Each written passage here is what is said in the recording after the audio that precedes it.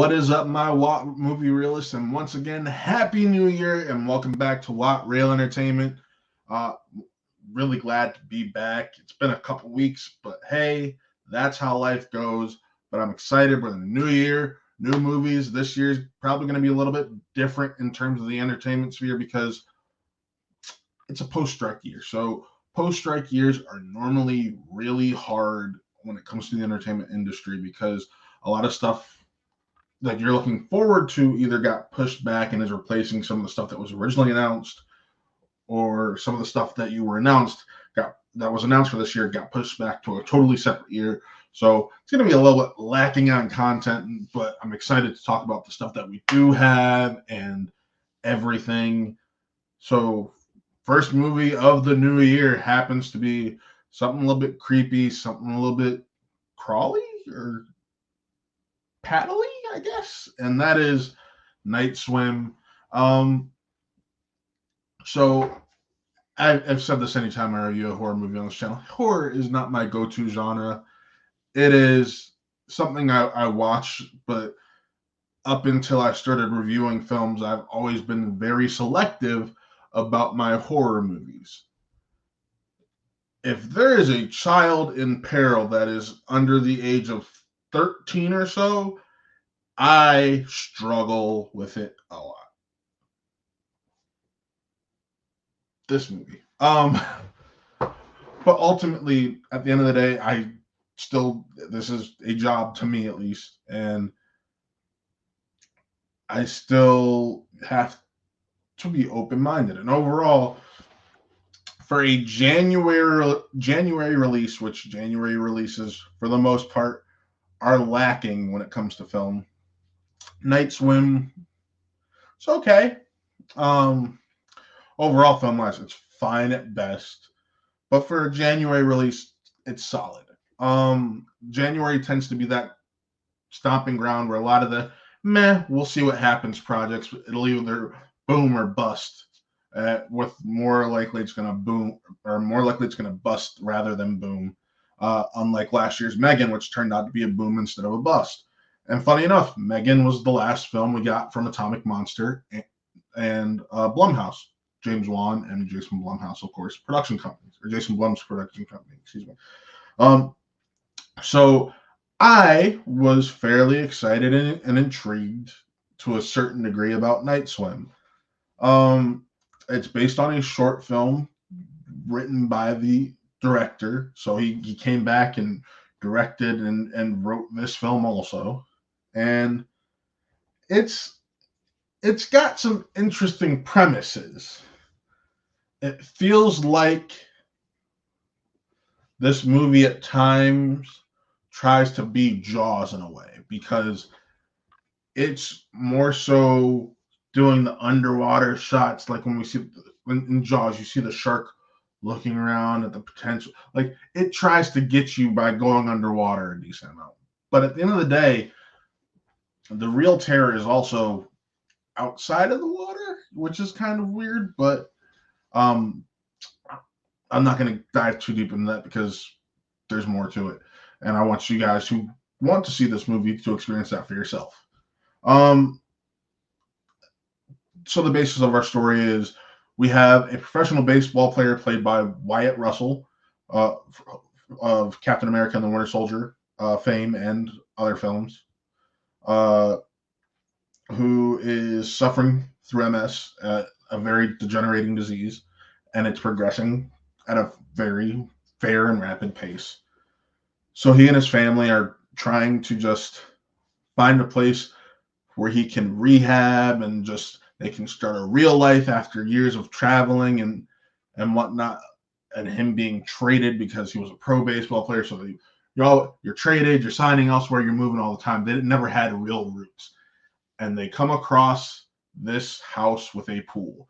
And he was told that water therapy could be good for helping improve his MS. So while, yes, the idea was to spend time with his family, and that's how he sold his wife on it, there's all that secret desire to get healthy and get back to a career of playing baseball. So that's kind of the setup. So they buy the house and everything. They set up the pool. Everything's all good. Summer, just excited, yeah. And things start to go awry.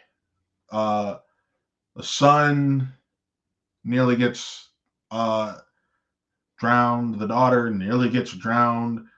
The the wife, who is the one to first notice something is wrong with this pool, just steps out. She's creeped out and she's very cautious of the pool after that one instance. So everyone but the dad is being harmed, but somehow the dad is also slowly getting better, showing better signs, and you kind of get the idea where this film's going from there. So without going into further details at risk of spoiling the film, stop right there. So I do want to say Kerry Russell, or so not Kerry Russell, Wyatt Russell and Kerry Condon are just grade A talents. I know you have an Oscar nominated, I think Oscar-winning actress. Wyatt's about to be the star in the vein of his father, Kurt Russell, as U.S. agent and all these other projects he's picking up. And then a couple young stars or young talents. And it works. It can be a little bit challenging, but at the end of the day, it feels like the script isn't a complete premise, a complete thought, and that's where this movie kind of falls apart, because I would want to have this logic explained more. I'm trying to just go around as easily as I can without spoiling stuff, because it is an interesting premise. I just wish they did explain it more. And that's the thing when it comes to a horror movie like this. When it comes to supernatural type elements that are interesting, you don't want to spoil them for those people who haven't been fortunate enough to see a movie or to see the movie yet. So I think ultimately I had fun with it. You could tell it's from like a first time director, and the idea, while fascinating at times, it's not the best and well thought through. So, with that being said, 2.5 out of 5. Like I said, it is very much a it's very much a January release. That's what it is at the end of the day. So, for that being said, it maybe will make a buck or two. But ultimately, you can wait for it for streaming. I always say support the cinema. So if you do want to see this, go see it in theaters. But ultimately, you can wait for Peacock. It's probably going to be up there in a month. But I got nothing bad to say. I just want to say Happy New Year, and be out on the lookout for everything we got going on over here at Watt Run Entertainment, like our sister channel, Watt Gaming. That's run by the Regent himself, Taylor L. Cleek. Look up Watt Gaming, and also look us up on Twitch, which is just twitch.tv/WattReal, and like it's spelled right there. So be sure to check that out, and also be on the lookout for my review next week of the Mean Girls musical movie, and also early next week, be on the lookout for our favorite films of 2023. Yes, I know we're in 2024. Whoa! But at the end of the day, we still got to talk about our favorite films of 2023. There could be a panel of myself, Taylor, and Paige, just coming on to talk about our favorite films of the year, and maybe each mentioning one film we're excited for coming up this year. So be sure to tune in for that. But until then, folks, signing off, I am Matt, and once again, this was another Real Review. We'll see you next time.